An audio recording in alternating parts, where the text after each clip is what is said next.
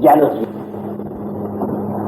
dieron a conocer el hecho tremendo, real y verdadero, de que la humanidad contemporánea está sentada sobre un barril de pólvora.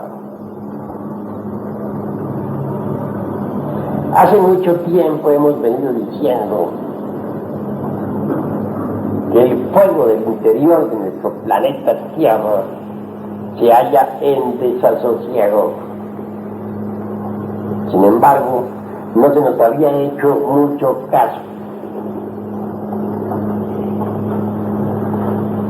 En nombre de la verdad, debemos enfatizar la información que ha salido en los periódicos. Se ha corroborado completamente nuestra tesis. Un futuro cataclismo nos aguarda. Ciertamente el fondo de los mares está lleno de grietas. Hay una que pasa cerca de California y que los gringos ya la tienen bautizada. Esta misma ha puesto en peligro, y tiene en peligro actualmente a toda esa península. De manera que ciudades como Los Ángeles, San Francisco, etcétera, están llamados a desaparecer muy pronto. Existen también muchas otras grietas, tanto en el Atlántico como en el Pacífico, que van de polo a polo. Algunas son tan hondas, sobre todo en el Pacífico, que ya ponen en contacto el agua de los océanos con el fuego líquido que existe en el interior del planeta Tierra. Por tal motivo, se están formando actualmente presiones y vapores que van aumentando de instante en instante, de momento en momento. Tales presiones y vapores originan los terremotos, y estos están sucediendo en todos los rincones de la Tierra. Como resultado, aparecerán nuevos volcanes, porque es obvio que el fuego en desasosiego trata de abrirse paso, de salir a la superficie de la Tierra. Así es como vienen a surgir los nuevos volcanes.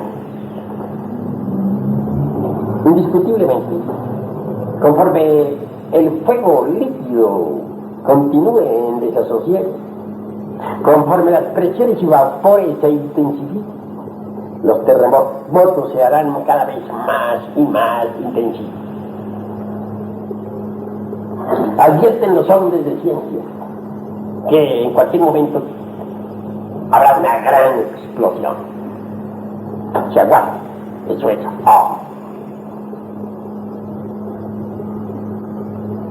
Así pues,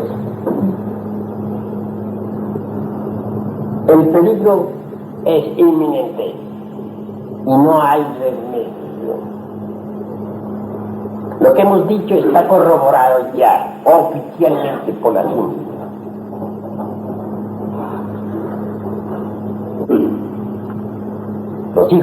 Los aztecas dijeron que los hijos del quinto sol perecerían por el fuego y los terremotos.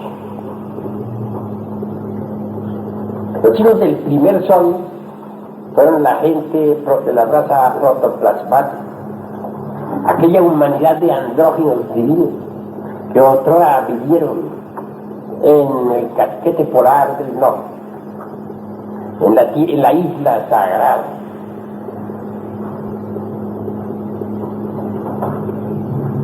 Los hijos del segundo sol fueron los hiperbóreos,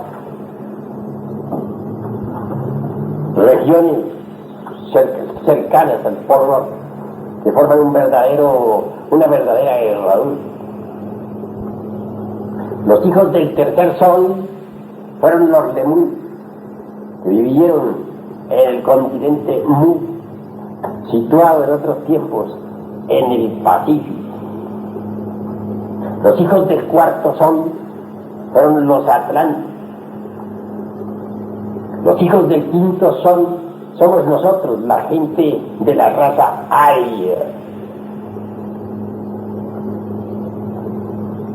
Los hijos del sexto sol estarán formados por la humanidad de la sexta raza raíz. Los hijos del séptimo sol constituirán la última de las razas humanas, la séptima. Se dice que los hijos del primer sol fueron devorados por los tigres. Claro, eran bodhisattvas iluminados. Y el tigre representa siempre a Lucifer, Nahuatl. Eran gente perfecta. Se ha dicho que los hijos del segundo sol fueron arrasados por fuertes huracanes.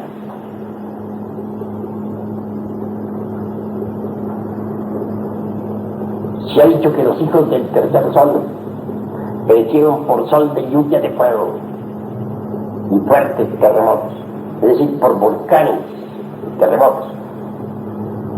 Se ha afirmado en forma enfática que los hijos del cuarto sol, es decir, los atlantes, fueron tragados por las aguas del océano.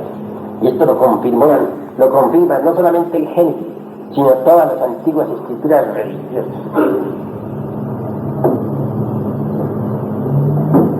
Los hijos del quinto sol somos nosotros. Los aztecas afirman claramente de que pereceremos por el fuego y los terremotos. Los hijos del sexto sol serán diferentes. Si en el quinto sol se nos dice de la muerte de los dioses, en el sexto se anunciará la resurrección de los dioses. Y los hijos del séptimo sol serán más espirituales. Sí, pues, mis caros hermanos, debemos entender. Cuando se dice que los hijos del segundo sol se convirtieron en moros, hay que saberlo comprender. Ciertamente por aquella época surgieron muchas gentes degeneradas. Hubo razas perversas.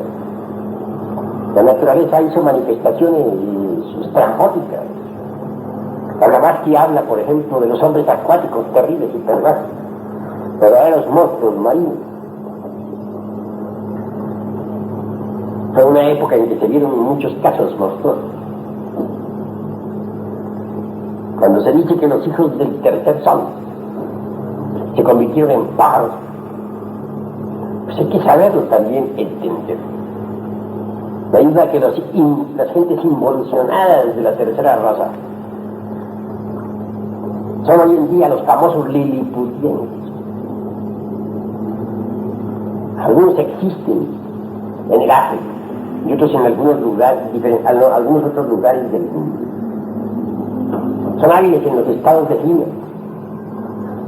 Se pierden fácilmente de un momento a otro, es decir, entran en la región desconocida, en las dimensiones de la naturaleza, y viajan precisamente por entre la cuarta coordenada, por entre la cuarta vertical, de un lugar a otro.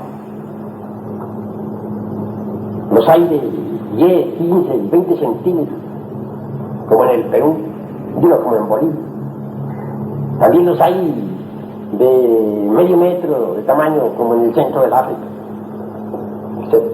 Algunas cuevas rupestres, pequeñas, están llenas de figuras de cacería, etcétera, pintadas precisamente por los liliputienses.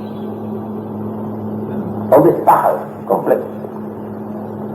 Cuando se afirma que los hijos del cuarto sol se transformaron en peces y que fueron devorados por las aguas, debemos entender que perecieron precisamente entre las ondas del Atlántico.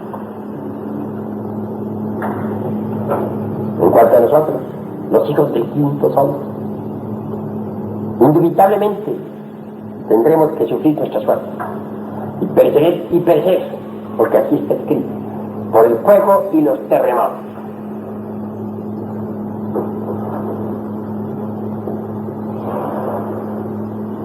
Es necesario comprender lo que es realmente la era del Acuario.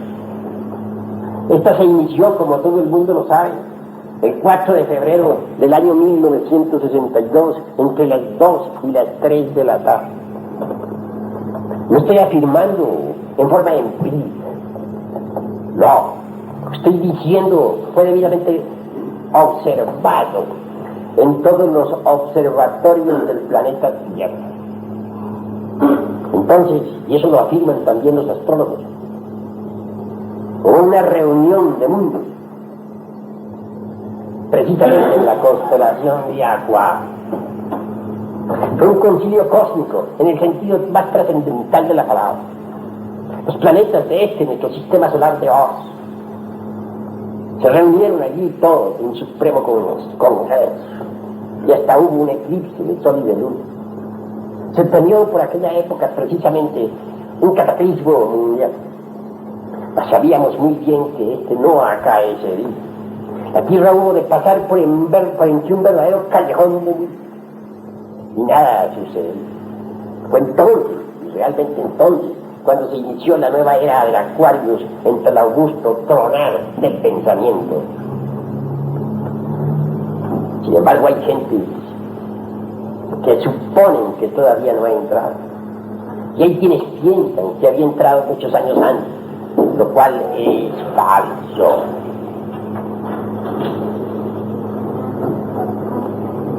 En estos instantes de crisis mundial se inicia la nueva era del Acuario. Por doquiera hay guerras y rumores de guerra, unos contra otros y todos contra todos. Enfermedades desconocidas, nunca antes vistas y que la ciencia no puede curar. Hambre, miseria, terremotos, alborotos por todas partes.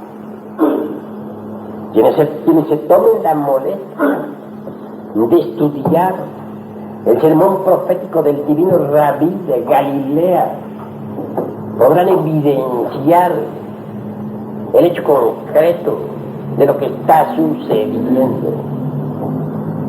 Pues el gran Kabir dijo: cuando oyereis de guerras y de rumores de guerra,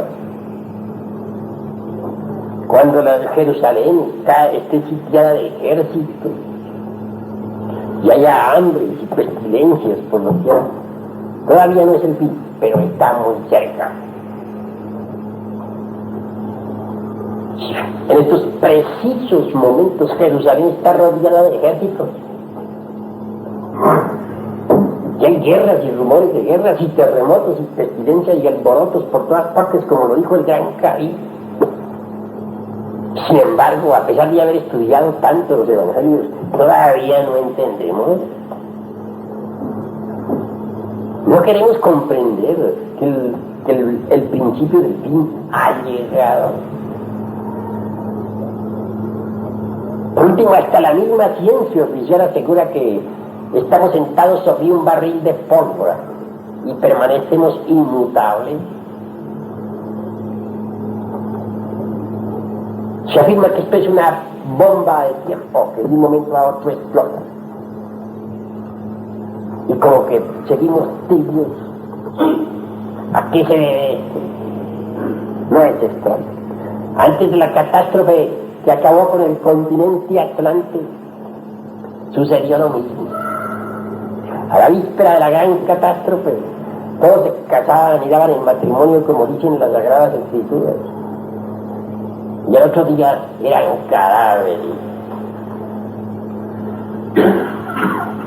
El Manu Vaisvata entonces salvara al pueblo selecto de la sumergida Atlántida. Advertía a la gente lo que había de venir, mas todos se reían. Se está repitiendo ahora un proceso muy semejante. Estamos sentados sobre un barril de pólvora y como que hay algo que nos dice todavía, ¿no? Vamos y bebamos, que mañana moriremos. Vean ustedes cómo está todo. No se sabe el momento en que esto explota. Es una verdadera caldera que está por reventar dentro del interior de la Tierra. Presiones y vapores que se intensifican de segundo en segundo. El fuego en desasosiego. La explosión tiene que hacerse inevitablemente. Los astrólogos escudriñan el firmamento Dicen, la edad de Acuario será una edad de luz, de esplendor, de belleza. Se acabarán las fronteras, los pueblos todos se mirarán como hermanos, etc. Y como quiera que Acuario se está gobernado por Urano, dice, este es el planeta de la ciencia. Entonces habrán viajes espaciales, la medicina avanzará, habrán líquidos que harán maravillas, etc.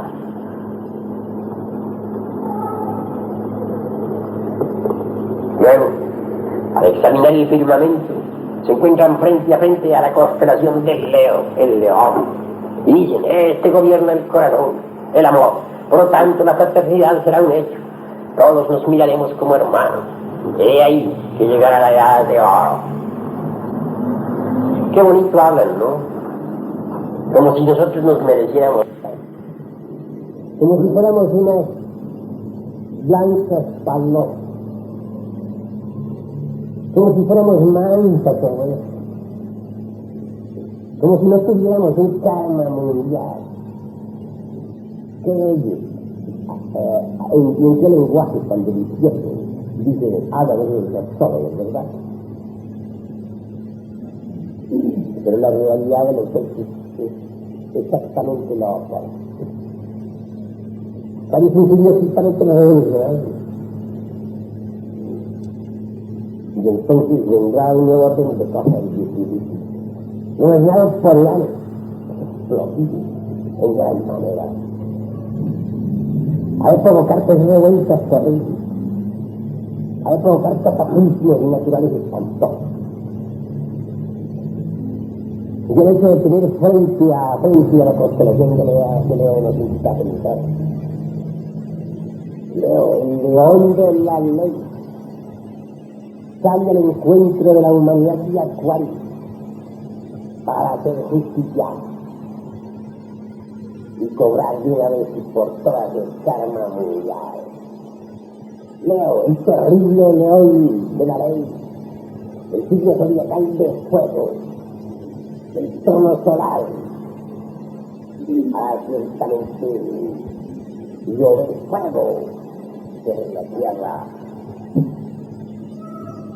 Entonces se cumplirán las profecías, tal como están escritas. Ya Pedro lo dice en su epístola segunda a los romanos.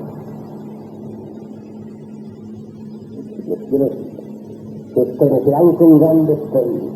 La tierra y todas las obras que en ellos están serán quemadas. Los elementos ardientes serán destruidos. ¿Qué más queremos? Digo una obra, habla de una gran catástrofe que viene. Y un terremoto tan grande como no lo hubo antes sobre la tierra. La tierra antigua, dice Pedro, fue conservada en la palabra para el agua.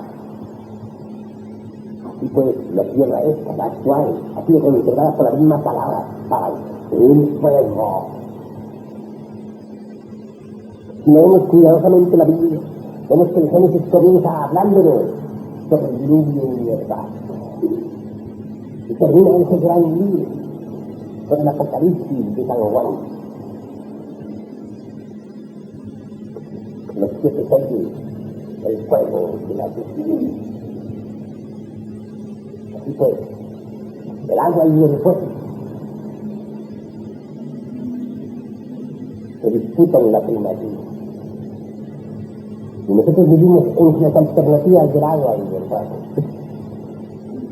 En esos tiempos se destruyó la humanidad por el agua, ahora se empleará por el fuego. Y estos dicen, no, si le da vida a Acuario, tiene que ser distinta. Porque de acuerdo con la ley de la evolución, bajo las radiaciones de Acuario, habrá una transformación, todos se convertirán en hermanos. Es muy bonito hablarlo así, legítimo a la frontera. Pero me pregunto, ¿con qué gentes vamos nosotros a hacer esa edad de tantos esplendores y de tanta belleza? ¿Con estos que nos viven? Estos cambian de cuerpo, pero seguirán siendo los mismos. Entonces existe dentro de cada uno de nosotros los factores de la discordia, habrán guerra. Entonces existe dentro de cada uno de nosotros el odio, el egoísmo, la fornicación, tendrá que haber dolor por doquiera. Entonces, ¿quiénes son los que van a hacer ese aire acuario tan resplandeciente de la cual nos hablan los astrólogos? ¿Quién es? El yo psicológico, el yo de las multitudes. ¿Creen ustedes acaso que el yo, el mismo, el sí mismo, marojo, vicio, pasiones y demás, pueda ser capaz de construir el templo de la nueva era? Eso sería imposible. ¿Creen ustedes que por el hecho de que yo cambie de vehículo físico, se reincorpore en nuevos organismos humanos, que por tal causa lo suficientemente fuerte como para establecer edades y esplendores? Reflexionemos. ¿Alguna vez el yo ha podido crear una edad de luz? ¿Alguna vez el yo psicológico ha podido crear una edad de amor? No, hermano. El árbol se conoce por sus frutos. Tal fruto, tal árbol. ¿Puede acaso un árbol venenoso dar frutos saludables? El yo es un árbol venenoso. Sus frutos ya los tenemos en el escenario de la vida. Guerras y rumores de guerra, odio y violencia, fornicaciones, asesinatos, etc. ¿Creen ustedes que el yo puede dar frutos de oro? ¿Cuándo? ¿En qué época se ha visto un árbol venenoso de saludable? Tenemos que nosotros ser muy serios en el camino de nuestros estudios, de nuestras investigaciones. ¿O puede acaso la edad del acuario disolver el sol? Ustedes verán que acuario es una edad de luz, un sitio seriatal de esplendor. Todo eso puede ser así. Pero creen ustedes que el sitio seriatal va a hacer por uno el trabajo que uno mismo tiene que hacer en sí mismo. Antes de entrar a la edad de Piscis, se acaba de pasar. Las gentes de Aries pensaban que Piscis iba a ser de edad, de fraternidad, de amor, de belleza. Piscis realmente es un sitio muy espiritual, gobernado por el espíritu. ¿Cómo no pensar que venía una edad de tanta fraternidad? Sin embargo, ya vienen ustedes cuán dolorosa fue la edad de Piscis. Aquí está sucediendo ahora lo mismo. Se supone que Acuario va a ser ya el definitivo. El de la luz, el de la felicidad es sin límite, el de las tierras involuntorias y sin orden, el que cada cual pueda coger del árbol del vecino sin temor alguno. Pero cuán equivocadas están las cosas, cuán errados están esos astrólogos que somos, esos ignorantes y ilustrados. Todos mis caros hermanos, Acuario es diferente. Acuario es revolucionario y los elementos que se revolucionarán definitivamente. Urano resulta explosivo. Y enfrente tenemos al león de la iglesia, al signo zodiacal de fuego. Será llover realmente fuego sobre este planeta afligido. La tierra y todas las obras que en ella están serán quemadas. Y pues que se dejen de formar ilusiones los pseudo-esoteristas como él, los astrólogos de feria, los pseudo-ocultistas, los ignorantes ilustrados.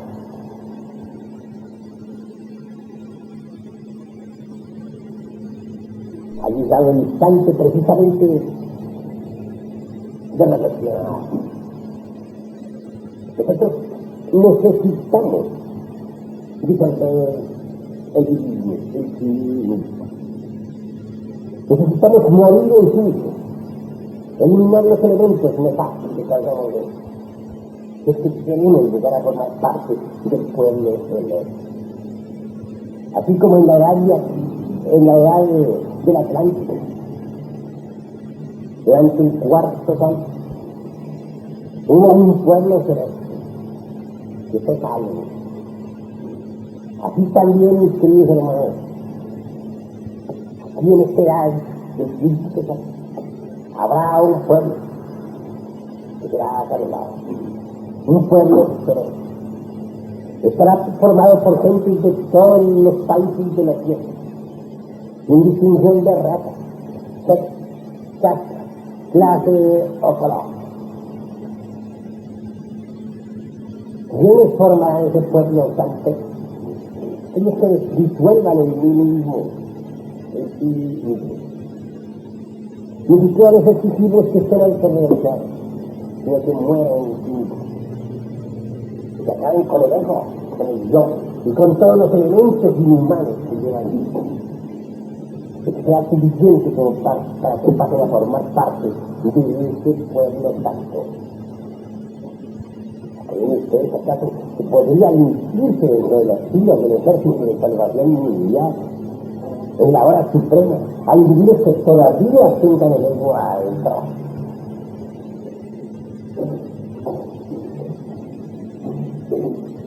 ¿Acaso es posible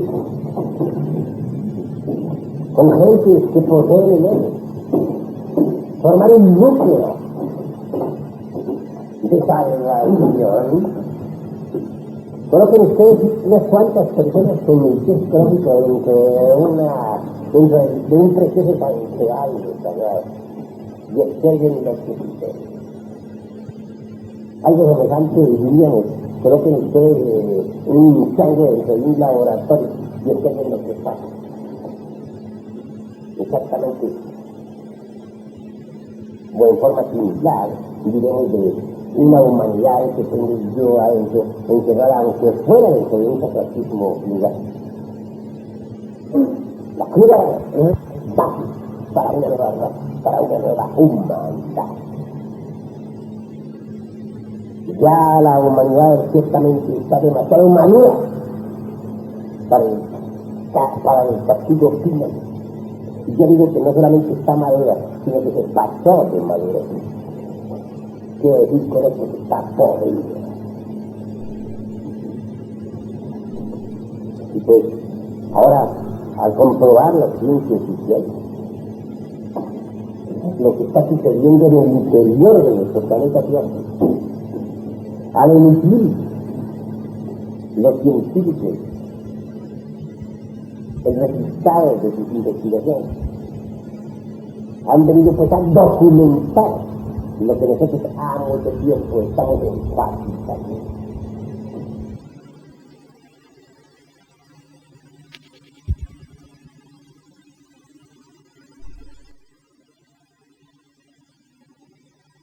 Por el interior del planeta Tierra se encuentra en desasosiego. Esa es una tremenda verdad. Que estamos sentados sobre un barril de pólvora. Eso es cierto. Indudablemente, millones de seres humanos tendrán que forzosamente ingresar a la involución sumergida de los mundos infiernos. Esto se toma por muchos como una injusticia divina, como una falta de caridad de Dios para con los hombres.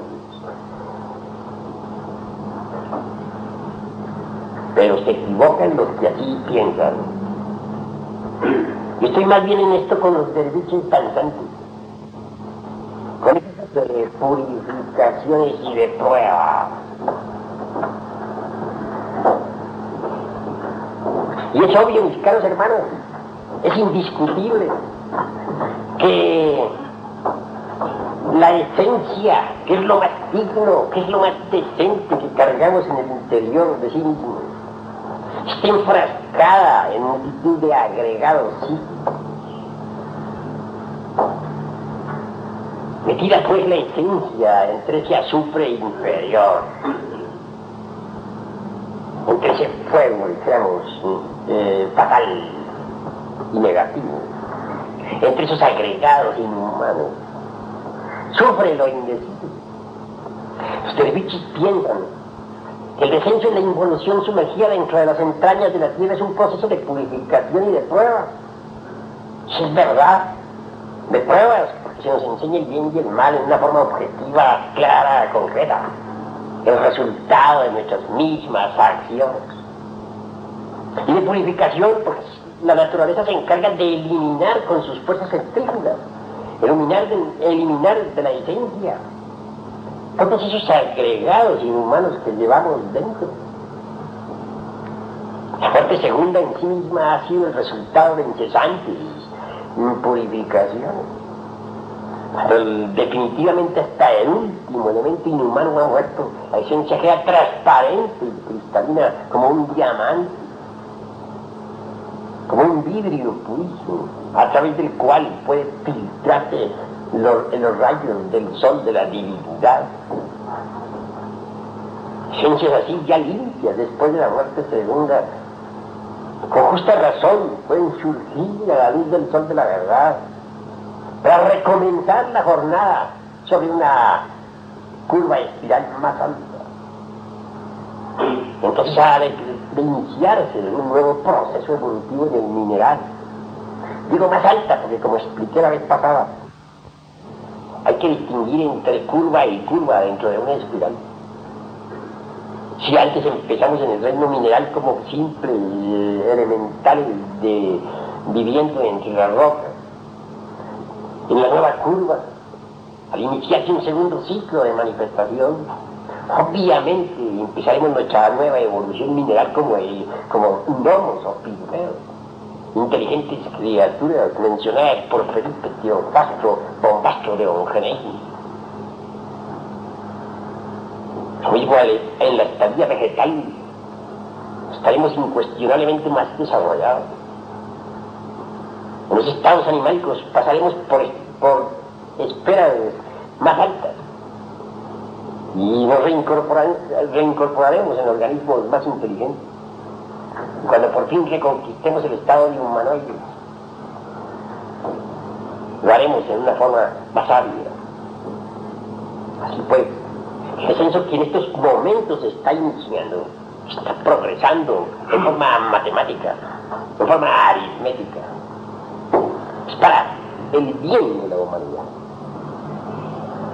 Cuando estas mismas oleadas de esencias monádicas que hoy bajan hasta el fondo mismo del Tártaro, resurjan diamantinas para iniciar un nuevo proceso evolutivo, comprenderemos lo que es la misericordia del divino arquitecto del universo. Si se suple dentro de las entrañas del mundo, debido al límite, pero aún los que involucionan en ese reino mineral interno de la tierra varían en la calidad de sus sufrimientos, pues no todos son igualmente perversos. Hay gentes que ingresan en esas regiones infrahumanas simplemente porque ya se vencieron en sus 108 existencias, su ciclo normal de manifestación. No son decididamente perversos y por lo tanto su karma es menor y sus sufrimientos menores y su tiempo de permanencia en esas regiones muy poco. Hay otros que por malvados habrán de pasar allí si se quieren bajar bantaras enteras. Citemos a colación Hitler, Mussolini, Calígula,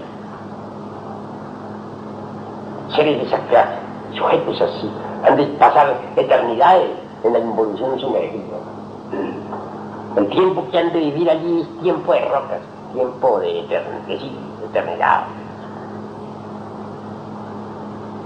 Sí, pues debemos ir mirando las cosas como son. Los que quieran evitarse ese descenso tan espantoso en la involución sumergida, pues mejor es que se resuelvan a morir en sí mismos, aquí y ahora. Con el hecho mismo de desintegrar los agregados inhumanos que se llevan dentro, se tiene el pleno derecho a formar parte de ese pueblo que va a ser salvado. Vulcanetti, el gran maestro alquimista de la Edad Media, conceptúa y ese pueblo podrá vivir en algún lugar del planeta Tierra, en una zona protegida, donde el fuego no llegará. Dice que podrá vivir allí en paz, aguardando a que la lucha de los elementos, que va a ser espantosa, pase, hasta que brille un nuevo arco iris, un doble arco iris, que será la alianza de una nueva humanidad con el Archeuso divino de Aristeo. Indudablemente Turcaregui es un maestro. En todo caso, los diversos venerables de la fraternidad oculta que viven en distintos rincones del mundo están todos de acuerdo en la destrucción muy cercana por el fuego.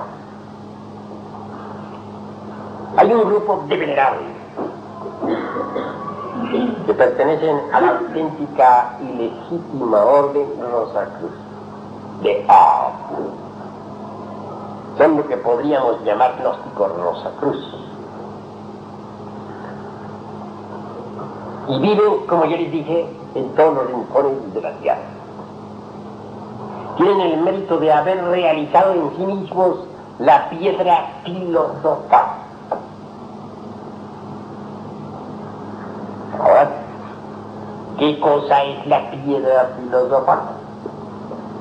Se nos ha dicho que está en el texto. ¿Qué es el texto? Esa es una forma kinder de hablar, ¿verdad? Pero hay que irla citando. Ciertamente es con esa fuerza maravillosa que hay que elaborarla. Eso es cierto. Obviamente, está formada en verdad por un envoltorio extraordinario que es lo suficientemente fuerte como para proteger al espíritu metálico, es decir, al Dios íntimo, que es lo suficientemente elástica y dúctil, que tiene la suficiente, que tiene pureza tal que puede vivir dentro de ella el espíritu metálico. Y estoy hablando en lenguaje alquimista. Cuando digo espíritu metálico me refiero al señor Shiva, a la moneda divina de cada uno de nosotros, al tercer ojo, al hoy interior particular. Tiene que ser esa piedra lo suficientemente fuerte como para evitar que el espíritu metálico se evapore. Cuando está elaborada lo suficiente en forma completa, entonces el rey, dicen los alquimistas, se levanta de su sepulcro de cristal y se mete en ella, y así viene él al escenario de este mundo. Qué grandioso es eso, ¿verdad? Que el rey, aquel Ruach Elohim, que según Moisés narraba las aguas en el principio del mundo, el rey Sol, el archihierofante y archimago, el Logoi íntimo de cada uno de nosotros, pueda venir a este mundo, para actuar en este mundo, como hombre entre los hombres. Eso es tremendo y extraordinario.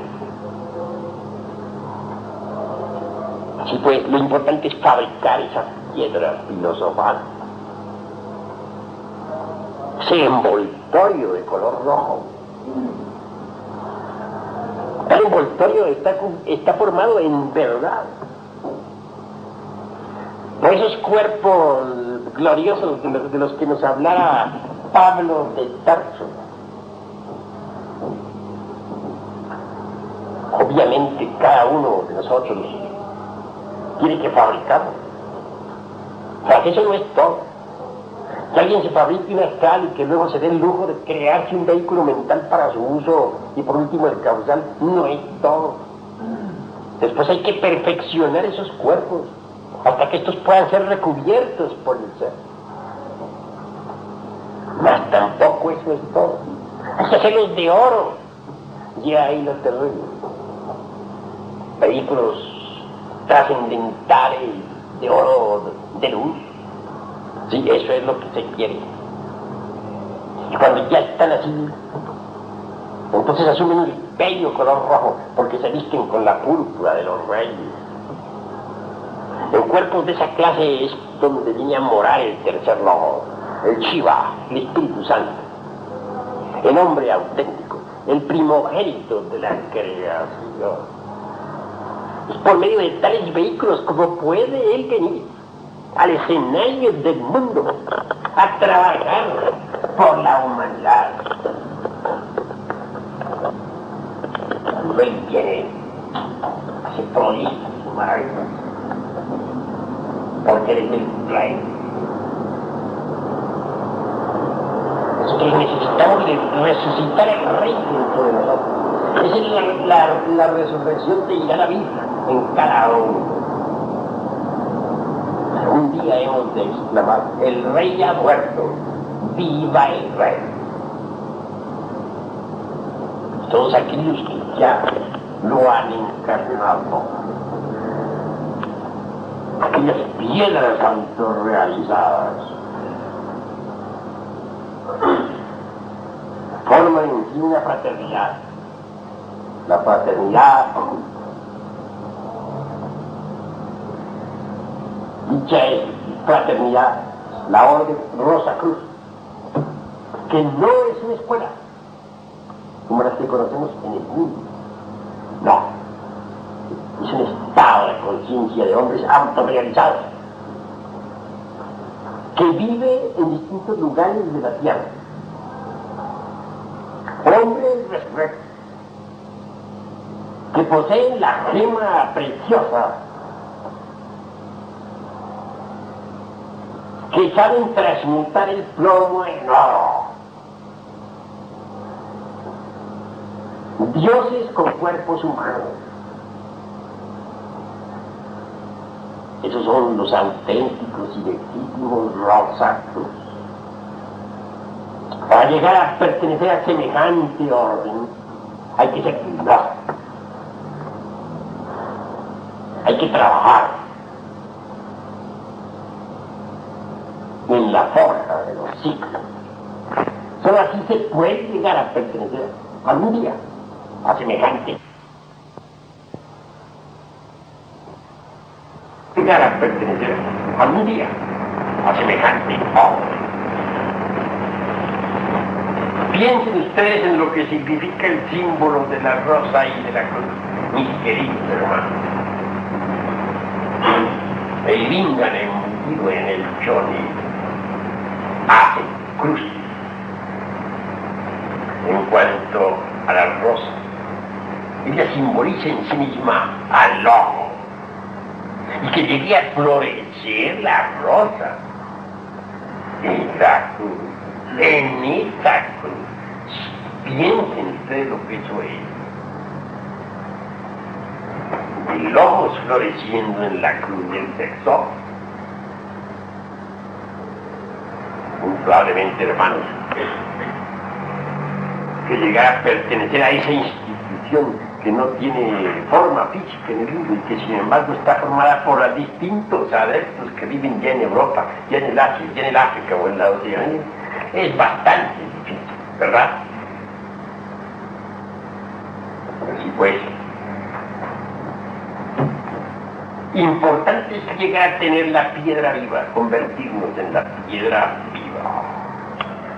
Eso es vital.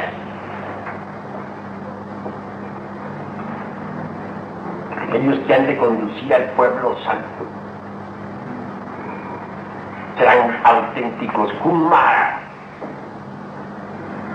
porque nadie sino los Kumara podrán conducir al pueblo selecto fuera de la zona de peligro. Kumara es todo aquel que llegue a autorrealizar en en sí mismo a la piedra filosofal. Que los adeptos autorrealizados puedan hacer oro es cierto. Mas hay, sin embargo, algunos miembros de esa gran,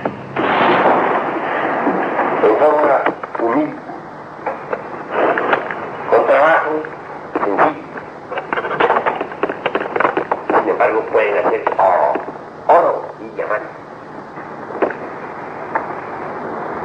Y han dado casos también y han merecido ser castigados. En cierta ocasión, una vez, no tuvo inconveniencia alguna en hacer oro en un congreso. Claro, el rey de aquel país lo hizo degollar. Eso fue su castigo. Quienes tienen el poder de hacer oro deben ser humildes, deben saber callar, deben aprender a pasar anónimos y desconocidos por todas partes.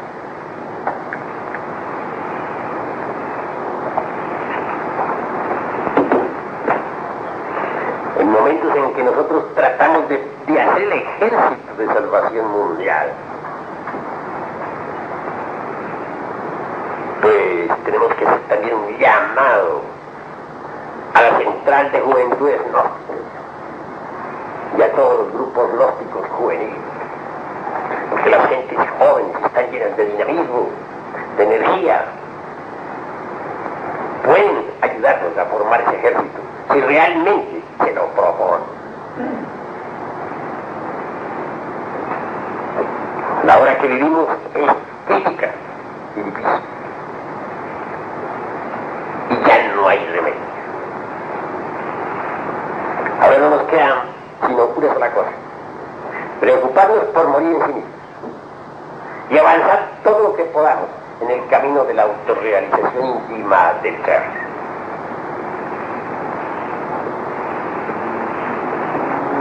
En otros tiempos se vivía de acuerdo con la ley llamada, o la ley o principio, dijéramos, Fulastinamiano. Repito para que lo anoten: Fulastinamiano. Y hasta podríamos anotar eso en un pizarrón, pues.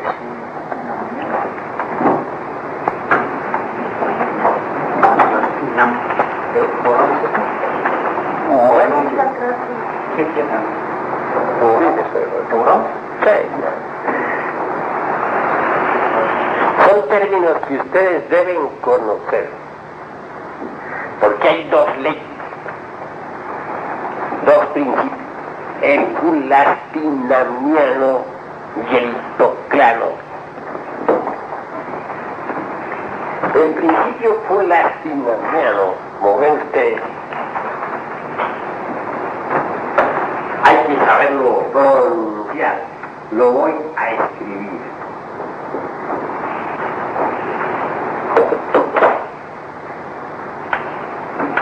Lo estoy escribiendo para que lo vean.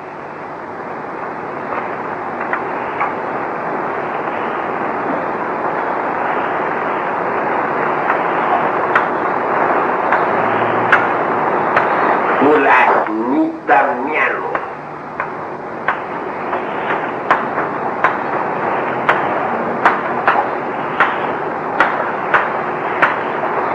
Fulastinamiano. Tal como está escrito, fulastinamiano. Y hay otro principio que es hipoclano.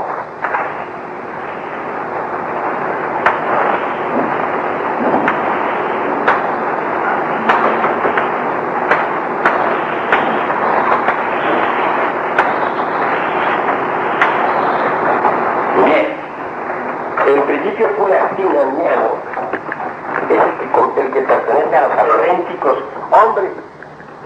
Ese principio permite vivir a la humanidad hasta que ésta haya formado los cuerpos existenciales superiores del ser.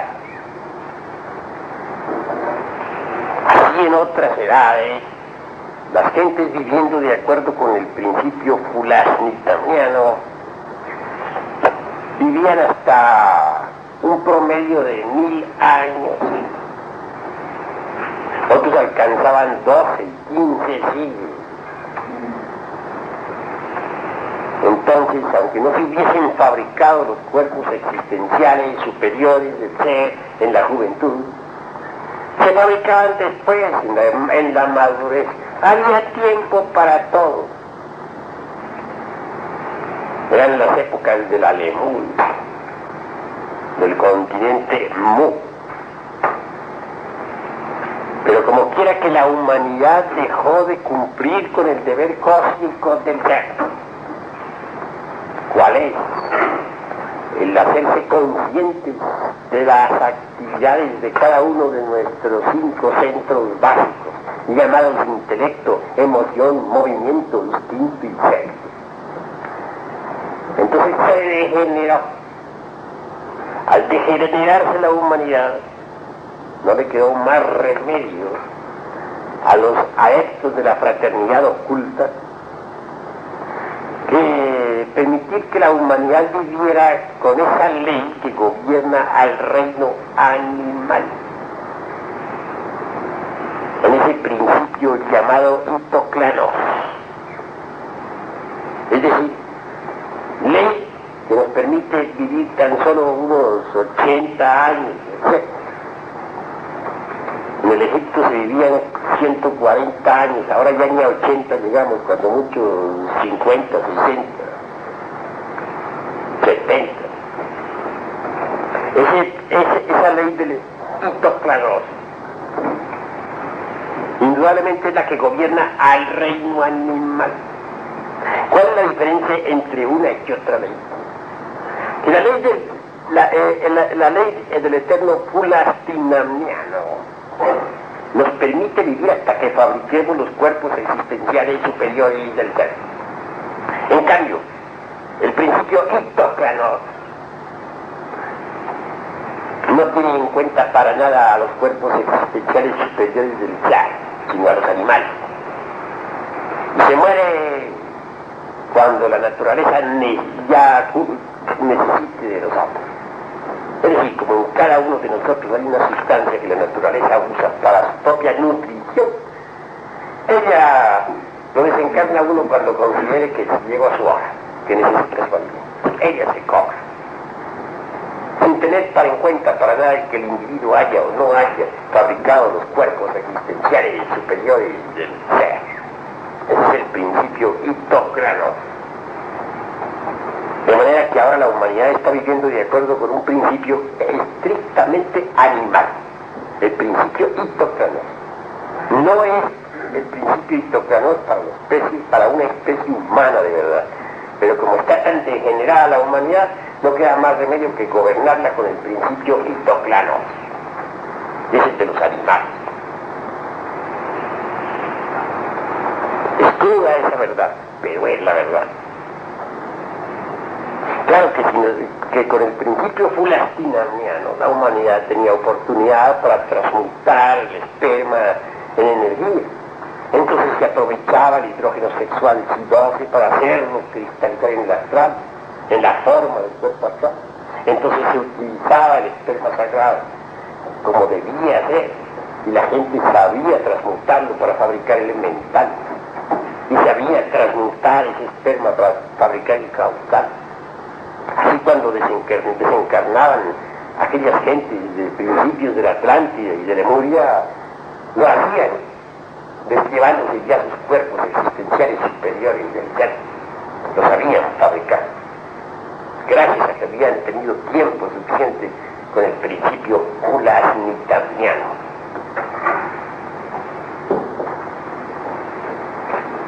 Vean ustedes cómo ha cambiado todo a través del tiempo y de los años. Hoy, desafortunadamente, la especie humana está gobernada por el principio hitoclanos. No sabe a qué hora le toque la desencarnación a tal o cual persona, a tal o cual estudiante del esoterismo. Entonces, ¿qué hacer? Aprovechar el tiempo hasta el máximo, transmutar el esperma en energía, fabricar rápidamente los cuerpos